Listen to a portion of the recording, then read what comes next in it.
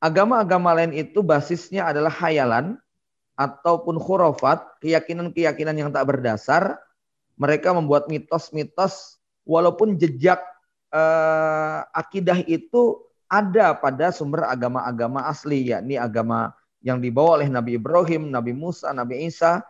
Akan tetapi karena memang ideologi mereka tidak mendapatkan jaminan dari Allah Subhanahu wa taala untuk terjaga keasliannya, maka sampai kemudian pada generasi kesekian ideologi mereka khususnya tentang kemunculan Al-Mahdi, tentang manusia akhir zaman ini banyak mengalami penyimpangan-penyimpangan. Ya. Nah, di sini kita melihat bahwa adanya kesamaan tentang ideologi ini yang menjadikan sebagian dari kelompok Muslim lalu menolak adanya konsep mesianisme. Ya, misalnya beberapa kristolog menyatakan bahwa konsep Al-Mahdi, konsep turunnya Nabi Isa itu adalah konsep yang termuat di dalam Bible. Umat Islam termakan oleh keyakinan-keyakinan mereka. Padahal sebenarnya kita meyakini Imam Mahdi, meyakini Nabi Isa bukan karena kita membaca Bible, bukan karena kita membaca buku-buku ramalan mereka, tetapi keyakinan kita kepada kemunculan Al-Mahdi berangkat dari riwayat-riwayat yang sahih yang Rasulullah SAW memang menyebutkan. Bahkan sebagian ulama mengatakan bahwa periwayatan tentang Al-Mahdi ini adalah riwayat-riwayat yang mutawatir maknawi. Ya, nanti kita akan tahu bahwa salah satu daripada sumber penolakan sebagian ulama-ulama Muslim ini, sebutlah misalnya ada Syekh Rosid Ridho, kalau di Indonesia konon juga Hamka menolak keyakinan-keyakinan semacam ini, maka itu tidak bisa dipisahkan dari sejarah perjalanan panjang bagaimana umat Islam pada abad ke-17, ke-18, dan ke-19 mengalami keterbelakangan, kekalahan secara moral dan material, ketertinggalan yang amat sangat dari bangsa-bangsa barat. Lalu di situ sejumlah ulama ingin memberikan semacam harapan dan motivasi bahwa umat Islam akan bangkit kembali, dan salah satunya adalah janji tentang kemunculan Imam Mahdi. Bahwa kemunculan Imam Mahdi nanti akan menyelesaikan begitu banyak problematika multidimensi yang dialami umat Islam. Dari ketertindasan, kedoliman, dan lain sebagainya. Makin mereka tertindas, makin mereka terdolimi, makin kuat keyakinannya bahwa Imam Mahdi ini adalah sosok yang nanti dianggap sebagai penyelesaian dari semua problem hidup mereka. Nah, tampaknya keyakinan semacam ini ternyata berdampak negatif. Yang muncul adalah fatalistik. Yang muncul adalah semangat hancurnya semangat beramal. Lebih suka kepada penantian. Kemudian akidah tentang Al-Mahdi berkembang menjadi akidah fatalistik, di mana umat Islam merasa cukup dengan menunggu kedatangan Imam Mahdi, maka nanti mereka bisa kembali mengalahkan musuh-musuhnya. Nah, ini yang dilihat oleh sosok seperti Syekh Muhammad Rosid Ridho dan beberapa ulama-ulama semasanya, bahwa akidah tentang Al-Mahdi ini dianggap sebagai biang keladi dari semua kemunduran. Akidah umat Islam tentang Imam Mahdi yang dianggap sebagai manusia super yang akan menyelesaikan semua problematika, dianggap sebagai pemicu dari keterbelakangan. Ya, maka sejumlah ulama ini kemudian mereka melakukan semacam shock terapi supaya umat Islam tidak menggantungkan harapan mereka kepada Al-Mahdi yang ternyata tak kunjung tiba. Ya, nah, ini satu hal yang harus kita pahami terlebih dahulu di dalam memahami perkembangan atau dinamika tentang Mahdi. Sebab 7 abad pertama tidak ada satupun ulama kemudian meragukan tentang akidah Mahdi. Selama 7 abad pertama tidak ada seorang pun ulama ilmuwan Muslim. Ya. Jadi dari paparan tadi kita kemudian mengerti bahwa perjalanan umat Islam di dalam memahami tentang Imam Mahdi selama 7 abad pertama tidak ada problem. Ya, barulah muncul nanti pada masa Ibnu Khaldun. Dan kemudian statement Ibnu Khaldun itu tidak mendapatkan respon, diabaikan. Ya, barulah kemudian pada abad-abad ke-19 yang tadi ya kemunculannya Syekh Rashid Ridho, ya kemudian Jamaluddin Al-Afghani, kemudian beberapa tokoh yang lain kontemporer, di mana mereka melihat bahwa akidah Al-Mahdi ini yang menjadi biang kerok dari kemunduran umat Islam. Akhirnya mereka membuat sebuah shock terapi bagaimana umat Islam tidak lagi meyakini hal semacam itu. Singkat cerita, bahwa awal kemunculan ideologi tentang Al-Mahdi ini insaf. Dia adalah pemahaman Ahlussunnah wal Jamaah. Kemudian pada abad-abad kemunduran, ketika umat Islam itu mengalami ketertindasan di berbagai sisi kehidupan mereka, akidah Al-Mahdi dijadikan sebagai tameng. Ya, mereka tidak mau kembali untuk menghadapi musuh-musuhnya dengan cara-cara yang logik, ya, sesuai dengan nalar dan logikanya, tapi mereka kemudian cukup mengandalkan tentang Al-Mahdi ini. Ya, kemudian muncullah serangan dan pandahan yang ekstrim kanan. Jadi yang tadinya menjadikan Al-Mahdi sebagai satu-satunya jalan, muncul kemudian serangan lain yang menganggap bahwa akidah Al-Mahdi ini adalah problem utama. Ya, maka hari ini kita mencoba untuk mengembalikan bagaimana sebenarnya pemahaman yang benar terhadap konsep Imam Mahdi.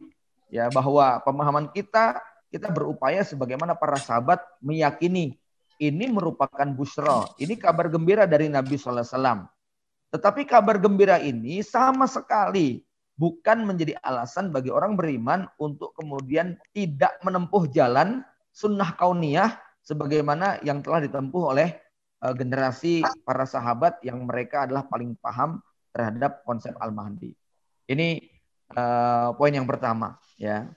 Kemudian poin yang kedua, kalau kita melihat bahwa fenomena akhir zaman di abad ke-21 ini, ya, kita menyaksikan bahwa ada banyak sekali kemiripan, ya, kemiripan suasana di mana kajian-kajian Al-Mahdi kemudian menjadi sangat santer, bahkan tidak sedikit kemudian analisa yang mengkaitkan inilah waktu yang sudah amat sangat dekat, sampai bahkan sebagian membuat hitungan-hitungan tanggal, bulan dan tahun yang pasti, seperti yang dilakukan oleh Jaber Bolusi misalnya, atau juga mungkin penulis-penulis yang lain, ya, sampai menentukan Ramadan ini tahun sekian dan seterusnya. Nah, bagaimana sebenarnya sikap seorang mukmin? Nah, saya ingin angkat, kalau tadi kita sudah memiliki keyakinan atau pemahaman bagaimana memahami Al-Mahdi ini sebagaimana para sahabat memahaminya. Nah, sekarang bagaimana kemudian kita memandang fenomena isu-isu Al-Mahdi ini, ya. Nah, ada satu hal yang harus memang kita baca dalam hal ini. Pertama, bahwa sejarah itu adalah sebuah peristiwa yang akan terus berulang, ya. Nah, di antara sunatullah dalam sejarah kehidupan manusia itu adalah diutusnya para nabi dan rasul untuk membimbing mereka agar beribadah kepada Allah. Satu nabi meninggal diganti dengan nabi berikutnya. Satu nabi meninggal diganti dengan nabi berikutnya.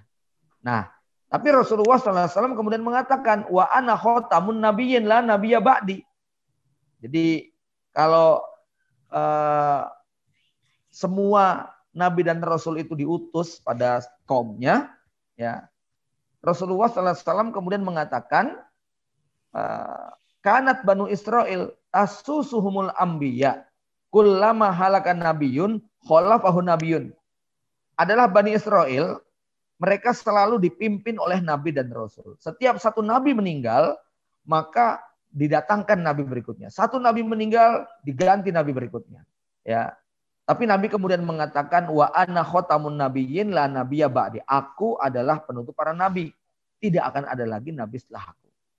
Mungkin muncul pertanyaan, ya, di mana letak keadilan Allah Subhanahu wa taala kepada umat Islam, ya, di mana hanya diberi seorang nabi.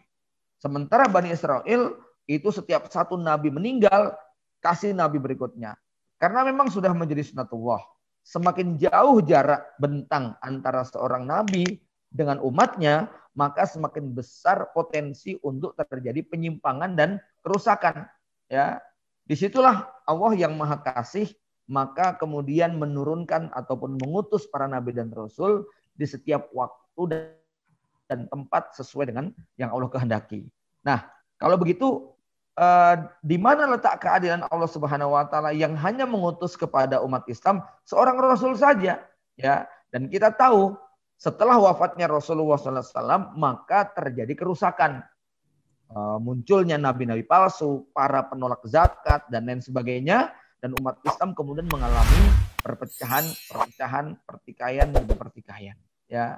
Dan ini memang sebagaimana yang dikatakan oleh Rasulullah SAW bahwa Rasulullah SAW adalah merupakan benteng penjaga dari para sahabat, ya. Dan kalau Nabi sudah meninggal, ya, maka akan datang kepada para sahabat ancaman kehidupan mereka. Para sahabat Nabi adalah benteng bagi umat Islam. Kalau seandainya para sahabat sudah meninggal dunia, maka akan datang ancaman kepada kaum muslimin. Nah, ini realita di dalam perjalanan sejarah umat Islam. Dan Rasulullah SAW kemudian menjelaskan di mana letak keadilan Allah Subhanahu wa taala, bahwa memang sudah tidak ada lagi nabi dan rasul, tetapi Rasulullah SAW memberikan kabar gembira adanya warasatul anbiya, para pewaris nabi, ya. Bahwa para pewaris nabi ini siapa? Al ulama, para ulama yang mereka mengikuti jejak nabi dan mengikuti jejak Rasulullah SAW, ya. Nah, bukankah ulama itu manusia biasa? Bisa benar, bisa salah. Benar. Ya, ulama bahkan ada ulama su. Ya, kalau nabi nggak ada nabi su. Nabi semuanya soleh, nabi semuanya dijamin surga. Nah, ulama manusia biasa. Pertama, Imam Ahmad dianggap sebagai mujaddid pada abad kedua yang memperbaiki kerusakan dalam bidang akidah, sehingga akidah Ahlus Sunnah wal Jamaah, ya, yang saat itu dirongrong oleh akidah Mu'tazilah berhasil diselamatkan oleh Imam Ahmad. Nanti pada abad ketiga ada lagi siapa? Ada abad keempat siapa? Yang pasti jumlahnya tidak satu. Ini menurut yang diyakini oleh Imam Nawawi. Nah, puncaknya nanti seperti yang disebut oleh Dr. Ahmad Al-Mubayyad, bahwa para mujaddid itu akan Allah utus di setiap kurun, setiap 100 tahun, setiap satu abad ini, ya, secara berkesinambungan, ya. Mujaddid ini terus berdatangan untuk memperbaharui kerusakan yang terjadi pada agama Islam, ya. Nah, nanti puncaknya Allah Subhanahu wa taala akan mendatangkan mujaddid terbesar, mujaddid teragung. Kenapa? Melalui perantaran mujaddid inilah maka kemurnian agama Islam yang sudah rusak, dia akan dikembalikan sebagaimana dulu dibawa oleh Rasulullah SAW. Nah, ini yang disebutkan oleh Dr. Ahmad Al-Mubayyad di dalam ensiklopedi akhir zaman. Ya. Nah, sunatullah berikutnya adalah bahwa dulu para nabi dan rasul itu dia sifatnya lokal. Para nabi dan rasul itu biasanya membawa sebuah ajaran yang sifatnya adalah hanya terbatas untuk kaumnya. Sampai akhirnya kerusakan melanda di seluruh dunia, di mana orang soleh itu ada, tetapi mereka tak berdaya. Tidak mungkin manusia biasa pada abad ketiga, keempat, kelima, di mana dunia sudah betul-betul rusak total di semua aspek dan dimensi kehidupan, ekonominya, politiknya, sosialnya, budayanya, ya, akhlak dan moralnya itu sudah rusak semua. Ini seperti yang diceritakan oleh sahabat Ibnu Mas'ud, innallaha yamkutu ala ahlil ardi arabahum wa ajamahum illa baqaya min ahlil kitab. Allah melihat ke muka bumi ini marah betul-betul dengan semua manusia. Arabnya maupun non-Arabnya Allah murka. Nah, sedikit sekali yang masih mendapat rahmat Allah, yaitu sebagian ahlul kitab yang mereka beriman dengan para nabi dan rasul sebelumnya. Tapi ahlul kitab ini sama sekali tidak berdaya untuk kemudian menjadikan ajaran Allah Subhanahu wa taala bisa diterima oleh semuanya. Mereka hanya bisa menyelamatkan diri mereka, tapi tidak bisa kemudian menyelamatkan manusia banyak, karena saat itu rezim yang berkuasa, Yunani, Romawi, Persia, maupun bangsa-bangsa besar yang lain, ya Mesir termasuk dalamnya, ini betul-betul berada dalam kerusakan yang sangat parah. Ya, maka saat itu di abad ke-6 dunia membutuhkan sosok manusia yang tidak biasa. Maka dimunculkanlah Rasulullah SAW yang dalam hitungan 23 tahun kemudian terjadi perubahan pada muka bumi ini, yang tadinya gelap jahiliyah menjadi terang penuh dengan hidayah. Yang tadinya kekufuran dan kemusyrikan merajalela, maka dalam 23 tahun ajaran Islam kemudian menyebar ke seluruh dunia.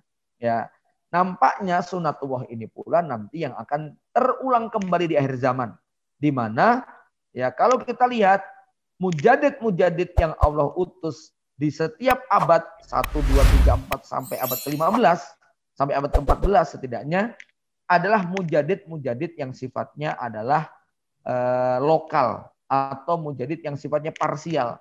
Kenapa parsial? Kenapa hanya terbatas pada bagian tertentu? Karena memang kerusakan umat Islam pada saat itu tidak pada semua aspek kehidupannya. Paling yang rusak akidahnya, tetapi ekonominya baik. Yang rusak mungkin sosialnya, tetapi akidah dan ekonominya membaik. Yang rusak ekonominya, tetapi semangat jihadnya tidak rusak. Ya, yang rusak mungkin ibadahnya, tetapi yang lainnya tidak demikian. Nah, nampaknya kalau kita lihat pada abad ke-15 ini, walau alam bisawab, analisa yang sederhana dan dangkal, kita mungkin bisa menyimpulkan hampir tidak ada satupun bagian daripada ajaran Islam di abad sekarang ini kecuali telah mengalami penyimpangan, distorsi, kerusakan, rongrongan, gangguan, ya. Sehingga yang tersisa pada ajaran Islam ini adalah hal-hal yang sifatnya ritual belaka. Islam tidak hadir sebagai way of life, ideologi yang mengatur kehidupan dunia dan akhirat manusia. Islam hanya mengatur bagian-bagian kecil. Ya, ini kalau kita buat perbandingan di masa Khulafaur Rasyidin maupun para khalifah setelahnya. Nah, nampaknya melihat ini semuanya, kita bisa bertanya dalam diri hati kita, ya. Siapa kira-kira mujadid yang akan didatangkan oleh Allah Subhanahu wa taala untuk memperbaiki kerusakan yang hampir melanda di semuanya? Ya. Apakah mungkin manusia biasa yang tidak mendapatkan dukungan yang sifatnya metafisik ini, ya, dia mampu menyelesaikan? Kita ambil contoh misalnya di dunia perbankan, dunia keuangan, dunia finansial. Siapa mujadid yang bisa merubah tatanan sistem ribawi global dunia di bawah IMF ataupun Bank Dunia untuk kemudian dikembalikan kepada syariat Islam? Ya, dalam bidang dalam bidang kemandirian ataupun kemerdekaan, siapa yang bisa untuk kemudian mengembalikan umat Islam untuk kemudian punya izah sebagaimana izah yang dimiliki di era generasi sahabat maupun tabi'in. Ya. Maka nampaknya melihat daripada hal-hal semacam ini, kita sampai pada kesimpulan bahwa pasti Allah Subhanahu wa taala akan mendatangkan sosok mujadid yang memang punya kapasitas dan kemampuan di luar rata-rata manusia biasa, ya, yaitu mujadid yang akan mereformasi akidah umat Islam supaya dikembalikan kepada akidah Ahlussunnah wal Jamaah sebagaimana Rasulullah SAW. Mujadid ini akan mengembalikan syariat Islam, baik itu yang sifatnya muamalah maupun yang sifatnya hukum pidana perdata, ya, sampai kemudian menjadikan manusia betul-betul kembali kepada ajaran Allah Subhanahu wa taala, ya. Mujadid ini bukan hanya punya kemampuan berdakwah, bukan hanya punya kemampuan ceramah, tapi dia juga punya kemampuan yang dibutuhkan pada semua aspek kehidupan. Politiknya, sosialnya, ekonominya, militernya, budayanya. Tidak ada satupun celah yang merupakan bagian daripada ajaran Islam, kecuali mujadid ini memang oleh Allah diberi kemampuan untuk menyelesaikan. Dan itu sesuai dengan apa yang disabdakan oleh Rasulullah SAW, di mana Rasulullah SAW bersabda, wa innallaha sayuslihuhu fi lailatin. Allah akan mereformasi Imam Mahdi, akan mengislah Imam Mahdi hanya dalam waktu 1 malam saja. Ya, maknanya apa? Islah di sini seperti yang dijelaskan oleh Dr. Ahmad An-Mubayyad itu adalah kemampuan untuk mensolehkan orang. Islah ini bukan sekedar dia jadi orang soleh, ya, karena beliau mengatakan bahwa orang-orang soleh itu banyak, tetapi orang-orang yang bisa muslih tidak mudah. Kesolehan itu sifatnya kesolehan personal, punya ilmu yang tinggi, dia rajin ibadah, dia bisa sedekah. Ya, ini banyak yang mampu. Tetapi yuslihuhu itu maknanya adalah membuat dia bisa mensolehkan orang lain. Dengan kata lain, Imam Mahdi ini akan diberi kemampuan untuk mengelola dan mengatur dunia sebagaimana Rasulullah SAW diberi kemampuan oleh Allah Subhanahu Wa Taala untuk mengaturnya. Ya, nah, ikhwan fillah rahimakumullah. Ya, makanya ilmu Imam Mahdi ini pada bagian tertentu sama dengan ilmunya Rasulullah. Rasulullah tidak pernah sekolah, Rasulullah tidak pernah belajar khusus, semua ilmunya wahyu dari Allah Subhanahu Wa Taala. Nah, ada bagian-bagian ini yang akan dimiliki oleh Imam Mahdi. Ya, Imam Mahdi tentu dia belajar Quran, dia belajar hadis, dia belajar fikih, dia belajar apa. Tetapi Imam Mahdi saat itu belum memiliki ilmu yang memungkinkan bagi dia untuk mengatur seluruh manusia di dunia ini. Politik, ekonomi, budaya, militer, ini belum memiliki. Nah, Allah Subhanahu Wa Taala akan memberikan ilmu itu dalam sekejap. Dengan kata lain, dalam waktu singkat, Imam Mahdi tiba-tiba saja dia sudah punya kemampuan untuk memanage manusia. Kalau tadinya belum menjadi pakar ekonomi, maka dalam waktu sekejap dia akan punya solusi-solusi tentang problematika ekonomi manusia. Kalau sebelumnya dia bukan seorang panglima militer, maka setelah itu Imam Mahdi akan menjadi panglima yang memimpin pasukan umat Islam. Kalau sebelum itu Imam Mahdi bukan seorang politisi, tidak punya keahlian berpolitik dan bermanuver, maka setelah diislah Imam Mahdi akan memiliki kebijakan-kebijakan politik yang sangat menguntungkan kaum muslimin dan akan membuat orang-orang kafir berhitung ulang dengan kebijakan-kebijakan politiknya. Kalau sebelumnya Imam Mahdi ini bukan ahli ekonomi, maka dalam waktu singkat Imam Mahdi akan punya kebijakan-kebijakan ekonomi yang berpihak kepada kaum muslimin. Singkat cerita, ya, inilah makna wa innallaha sayuslihuhu fi lailatin. Allah akan mereformasi Imam Mahdi hanya dalam waktu 1 malam. Ya, memang kalau kita lihat nggak masuk akal, ya, tapi begitulah memang yang namanya sebuah keyakinan, dan Imam Mahdi ini bagian daripada akhir zaman. Akhir zaman itu dikatakan sebagai sesuatu yang fitnah ataupun menakjubkan karena memang itu adalah peristiwa-peristiwa yang tidak lazim terjadi. Ya, nah kalau itu hal-hal yang lazim terjadi, maka tidak masuk dalam keajaiban-keajaiban di akhir zaman. Nah, jamaah yang dirahmati Allah Subhanahu Wa Taala, jadi ini adalah satu pemahaman yang kami yakini, ya, bahwa Al-Mahdi akan dimunculkan oleh Allah Subhanahu Wa Taala dengan sejumlah kelebihan-kelebihan yang memang dibutuhkan oleh kaum muslimin, sebagaimana para sahabat membutuhkan kemampuan ataupun keahlian Rasulullah SAW. Nah, kapan kemudian dia akan muncul? Nah, di sini, ya, sekarang bisa kita bayangkan. Rasulullah kan menggambarkan bahwa Allah Subhanahu Wa Taala akan memunculkan Imam Mahdi pada masa krisis yang multidimensi. Maka Rasulullah SAW menyebutkan bahwa Imam Mahdi digambarkan misi utamanya di dalam hadis sahih adalah yamlaul ardo qiston wa adlan kama muliat juron wa zulman.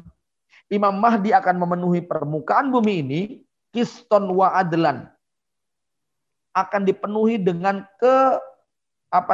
kemerataan, qiston wa adlan, dan keadilan. Jadi bukan cuma adil, tetapi kemerataan. Ya, dalam teori kalau Kalau adil itu belum tentu merata, ya. Kalau orang itu menegakkan keadilan, contoh misalnya ya, kalau di dalam Islam itu misalnya ada sumber air, maka pengaturan yang benar dalam Islam yang berhak untuk memiliki mata air tersebut adalah pemilik tanah terdekat. Nanti kalau pemilik tanah terdekat sudah terpenuhi airnya, baru kemudian dituangkan pada tanah yang berikutnya. Ini keadilan, tetapi belum tentu merata. Ya, ini keadilan, tetapi belum tentu merata. Nah, tetapi yang dilakukan oleh Imam Mahdi bukan sekedar adil, tapi merata, semuanya kebagian. Ya, inilah yang menjadi misi Imam Mahdi. Padahal kondisi dunia sebelumnya adalah muliat juron wa zulman, dipenuhi dengan kezaliman dan kecurangan. Para Bapak Ibu sekalian, kita nggak usah berpikir terlalu jauh nanti Imam Mahdi menghadapi sistem global. Kita lihatlah lingkungan sekitar kita. Kita lihat bagaimana kecurangan, kezaliman, ketidakadilan yang sedang dipertontonkan kepada kita secara terang-terangan. Lalu tiba-tiba ada orang yang ingin mengusik ketidakadilan tersebut. Ada orang yang ingin mengusik kezaliman tersebut. Ada orang yang ingin mengusik kesewenang-wenangan tersebut. Maka para pembela kezaliman, para pembela ketidakadilan ini pasti akan mengerahkan berbagai macam daya dan upaya untuk membungkam dan menghentikan upaya untuk mencegah ketidakadilan ini. Ya, mengapa? Karena memang akhir zaman ini akan dipenuhi dengan yang demikian. Ya. Nah, terbayang nggak kalau seandainya secara lokal saja kita bisa membayangkan bagaimana ketika segelintir umat Islam ingin menuntut keadilan, menuntut supaya kedoliman itu dihilangkan, itu saja perlawanannya sudah sangat luar biasa. Ya. Bagaimana kalau kemudian tuntutan keadilan, kemerataan itu dilakukan pada tatanan dunia global? Ya, maka bisa dipastikan perlawanannya sifatnya adalah internasional, bukan hanya lokal. Nah, disinilah maka Rasulullah menyebutkan bahwa kemunculan Imam Mahdi itu benar-benar pada masa ketika kekacauan itu sudah sangat merata di muka bumi. Sehingga nanti perlawanan dari para penguasa ada satu pemahaman yang harus kita luruskan. Jangan sampai ada punya keyakinan kalau Imam Mahdi muncul nanti tiba-tiba dunia langsung aman seketika. Ini jelas pemahaman yang ngawur, ya. Rasulullah SAW muncul, apa yang terjadi? Ya, kekacauan masih tetap ada. Yang namanya perlawanan, peperangan, pertumpahan darah itu sebuah keniscayaan. Nah, kapan kemudian baru bisa dirasakan? Setelah musuh-musuh Islam, orang-orang kafir Quraisy itu berhasil dikalahkan, barulah kemudian para sahabat bisa merasakan nikmatnya hidup di bawah panjir Rasulullah SAW. Maka di akhir zaman juga demikian. Kemunculan Al-Mahdi nanti, jangan kemudian kita punya bayangan, pikiran bahwa secara otomatis nanti umat Islam hidupnya langsung damai sentosa. Enggak, ya. Maka ibarat dia bayi yang lahir, akan ada darah yang tertumpah. Ya. Prosesnya nggak mungkin bayi itu tiba-tiba dia langsung bisa lari, jalan-jalan, dan menyelesaikan banyak hal. Bayi tetap butuh perawatan, bayi butuh proses untuk bagaimana kemudian tumbuh besar. Nah, barulah ketika nanti dia tumbuh menjadi seorang laki-laki dewasa, dia akan bisa memberikan manfaat besar bagi kedua orang tuanya. Begitulah kira-kira ilustrasi tentang Al-Mahdi. Di awal kemunculannya tentu akan banyak pengorbanan dan perjuangan umat Islam. Nah, kapan nanti umat Islam bisa merasakannya? Setelah perjalanan Imam Mahdi menaklukkan dunia, menundukkan di bawah syariat Islam ini menjadi kenyataan. Ya. Nah, kemudian bagian akhir, ya karena waktu kita yang terbatas, tentang kapan, ya, ataupun kalau muncul pertanyaan, benarkah tahun 2000 sekian, 2021, 2022, ada yang menyebutkan 2024, ya, ini menjadi masa kemunculan Mahdi. Maka Ikhwan Fillah, saya harus katakan bahwa kita tidak akan pernah bicara tahun sama sekali. Kita nggak akan pernah ngutak-ngutik hal-hal yang sifatnya mendekatkan kepada pemastian. Ya, tapi kita akan bicarakan ya secara normatif bahwa memang kemunculan Al-Mahdi ini pada masa ketika umat Islam hampir tidak punya harap kecuali hanya kepada Allah Subhanahu wa taala. Ya. Nah, riwayat-riwayat yang ada ini menjelaskan bahwa memang kemunculan Al-Mahdi pada masa-masa krisis yang sangat luar biasa. Krisis multidimensi, ya. Bahkan kita bisa simpulkan bahwa kemunculan Imam Mahdi betul-betul menjadi isyarat bahwa gerbang kiamat itu terbuka. Jadi begini, ini kaidahnya ya. Semua tanda-tanda kiamat sebelum munculnya Imam Mahdi, maka dia masuk dalam kategori tanda-tanda kiamat kecil. Dan semua tanda-tanda kiamat yang muncul setelah Imam Mahdi, hakikatnya dia sudah masuk di dalam fase tanda-tanda kiamat besar, walaupun tidak disebutkan oleh Rasulullah SAW. Misalnya Rasul menyebutkan bahwa la taqumus sa'a hatta taqa'a asru ayat. Kiamat tidak akan terjadi sampai muncul 10 tanda. Ya, ini 10 tanda kiamat ini tanda-tanda kubro. Tapi di dalamnya tidak ada perang Malhamatul Kubro, tidak ada perang penaklukan Jazirah Arab, tidak ada penaklukan Persia Raya, tidak ada perang melawan Yahudi.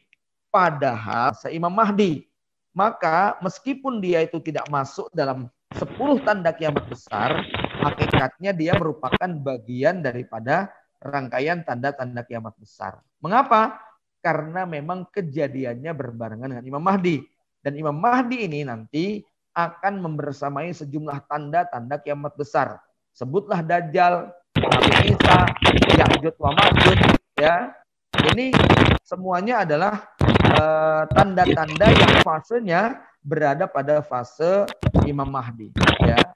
Nah, sehingga dari sini kemudian di sini kita tahu ya. Jadi kalau pertanyaan tentang kapan kemunculan, ya saya akan katakan bahwa ya Imam Mahdi ini bukan tanda kiamat kecil, bukan tanda kiamat besar, karena dia tidak dimasukkan oleh Rasul dalam 10 tanda kiamat. Hanya saja dia menjadi pintu gerbang dari terbukanya tanda kiamat kubro. Sehingga semua peristiwa yang terjadi sejak munculnya Imam Mahdi, ya, maka itu masuk dalam rangkaian tanda-tanda kiamat kubro, walaupun tidak dimasukkan dalam 10 tanda kiamat kubro oleh Rasulullah SAW. Ya, sebaliknya tanda apapun yang hari ini kita saksikan, walaupun ada orang mengatakan, oh ini perang Malhamatul Kubro sudah terjadi, oh ini Imam Mahdi sudah muncul dan sebagainya, kita katakan selama belum ada kepastian tentang munculnya Imam Mahdi, hari ini kita masih berada pada fase tanda-tanda kiamat kecil. Ini nanti penting untuk kita pahami. Kenapa? Karena ada banyak konsekuensi yang terkait dengan hukum-hukum ketika Imam Mahdi sudah ada dan belum ada. Misalnya, ya, ini yang saya anggap paling penting. Ketika Rasul menyebutkan bahwa di akhir zaman nanti tanda-tanda kemunculan Dajjal itu ditandai dengan hatta yasiron nas ila fustotaini. Manusia akan terbelah menjadi 2 kelompok. Manusia akan terbelah menjadi 2 kemah. Fustatu iman la nifaqofi wa fustatu nifaq la imanafi. Kelompok mukmin yang tidak bercampur dengan kemunafikan, kelompok munafik yang tidak bercampur dengan keimanan. Ini ada sebagian umat Islam yang mengklaim kalau gabung sama kami mukmin, kalau menolak kami munafik. Yang tidak berada di barisan kami itu adalah munafik, yang ikut dengan kami itu mukmin sejati.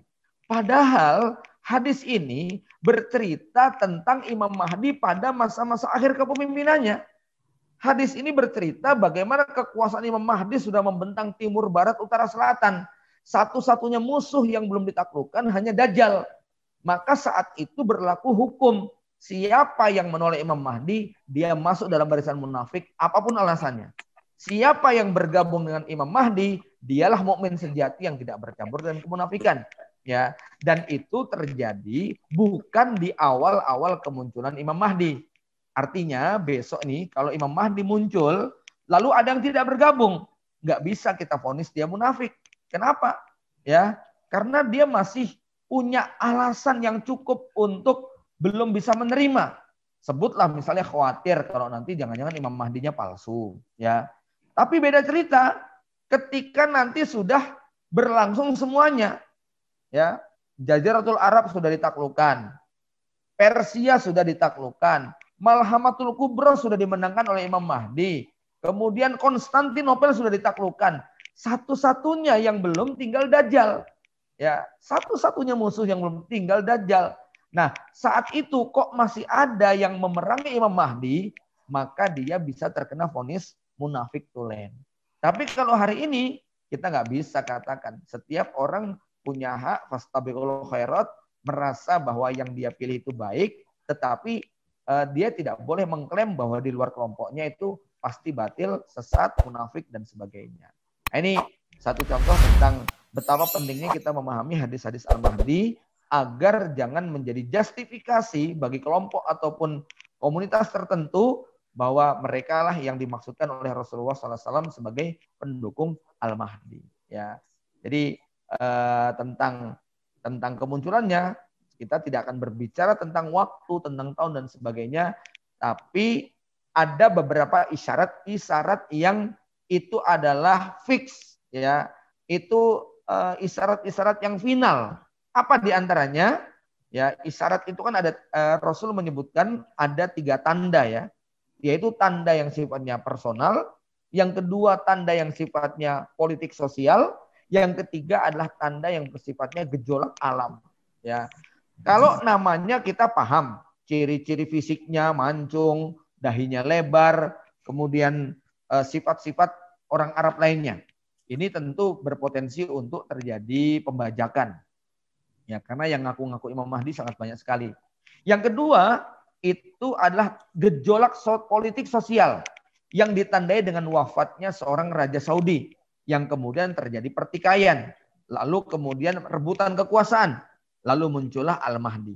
Nah, tetapi lagi-lagi kita juga tidak berani berspekulasi tentang raja Saudi yang mana yang dimaksudkan, raja Arab mana yang dimaksudkan. Maka ada satu tanda yang ini kalau sudah benar-benar terjadi, maka fix inilah Imam Mahdi. Apa itu tandanya? Yaitu terjadi gempa bumi di Jaziratul Arab yang kemungkinan disusul dengan munculnya api dari perut bumi Hijaz, dan kemudian gempa ini bukan gempa tepatnya, ya, khosab. Khosab itu likuifaksi.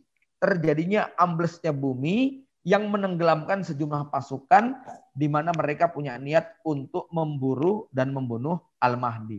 Jadi nanti kalau kita pengen tahu Imam Mahdi itu janjiannya sudah muncul atau belum, maka tanda yang paling valid itu adalah terjadi gempa dahsyat di Jaziratul Arab yang menimbulkan korban sangat besar sekali, di mana mereka ini adalah kelompok manusia yang ingin memburu Al-Mahdi. Nah, kalau setelah peristiwa itu kemudian muncul sebuah kepemimpinan baru yang sangat berbeda dengan kepemimpinan negara-negara Arab pada umumnya, maka besar kemungkinan itu adalah